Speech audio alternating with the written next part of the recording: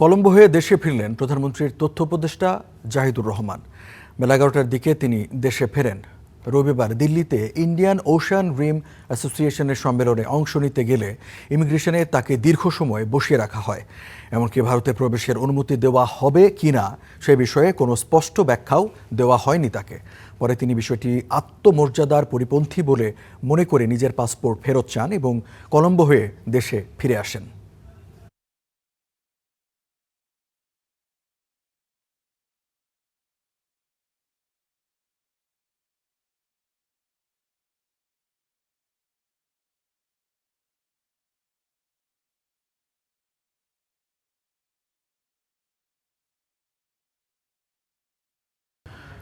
দর্শক, এই বিষয়ে আরেকটু বিস্তারিত জানতে চাই। আমাদের সহকর্মী শাহজালাল আন্তর্জাতিক বিমানবন্দর থেকে যুক্ত হচ্ছেন এইচ.এম.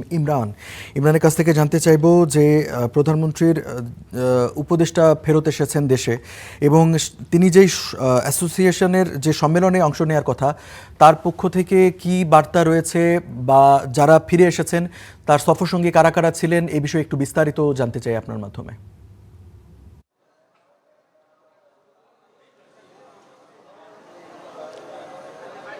রঞ্জু, প্রধানমন্ত্রীর উপদেষ্টা তথ্য উপদেষ্টা জাহিদুর রহমান তিনি কিছুক্ষণ আগে শাহজালাল আন্তর্জাতিক বিমানবন্দরে তিনি পৌঁছেছেন এবং এখান থেকে তিনি তার বাসার উদ্দেশ্যে রওনা হচ্ছেন। আপনি নিশ্চয় জানেন যে গতকাল যে দিল্লির ইন্দিরা গান্ধী আন্তর্জাতিক বিমানবন্দরে যে ঘটনাটি ঘটেছে সেটি কূটনৈতিক মহলে কিন্তু ব্যাপক আলোচনা চলছে। কারণ একটা দেশের প্রধানমন্ত্রীর উপদেষ্টা তথ্য উপদেষ্টা তাকে আসলে সব কিছু অবহিত করার পরেও তাকে ভেতরে প্রবেশ করতে দেওয়া হয়নি।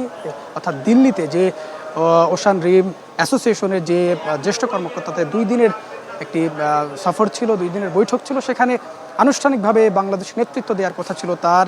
এবং গতকাল সন্ধ্যায় তার যখন দিল্লি বিমানবন্দরে তিনি পৌঁছান সেখানে আসলে তাকে বাধা প্রদান করে কর্তৃপক্ষ এবং সেখানে আসলে দীর্ঘক্ষণ তাকে বসিয়ে রাখে।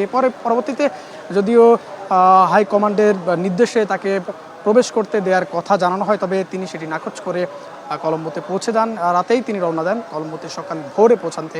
সেখান থেকে শ্রীলঙ্কান এয়ারলাইন্সে তিনি আজকে দেশে ফিরেছেন। কিছুক্ষণ আগে তিনি দেশে মাটিতে নেমেছিলেন এবং সেখান থেকে তার বাসার উদ্দেশ্যে রওনা হয়েছে। তবে তিনি এখন পর্যন্ত আনুষ্ঠানিকভাবে বা গণমাধ্যম কর্মীদের সঙ্গে কথা বলেনি, জানাননি আসলে কি ঘটেছিল বা কি কারণে এমনটি ঘটেছে। আসলে 2 দেশের পক্ষ থেকেও কিন্তু আসলে এখন পর্যন্ত স্পষ্ট বার্তা আমাদেরকে দেওয়া হয়নি বা জানানো হয়নি। এটা নিয়ে ব্যাপক আলোচনা হচ্ছে, যেহেতু একটি বলা চলে এটি একটি খুবই একটি নাকচ করার একটি বিষয় যে একটি দেশের প্রধানমন্ত্রীর তথ্য উপদেষ্টা তিনি সব কিছু অবহিত করার পরও একটি দেশে ঢুকতে পারেনি। এটা নিয়ে ব্যাপক আলোচনাও কিন্তু চলছে। তবে তিনি দেশে ফেরার পর এখন পর্যন্ত স্পষ্ট কোনো তথ্য আমাদের কাছে জানায়নি। রঞ্জু, এই ছিল সবশেষ। ইমরান, আপনাকে ধন্যবাদ।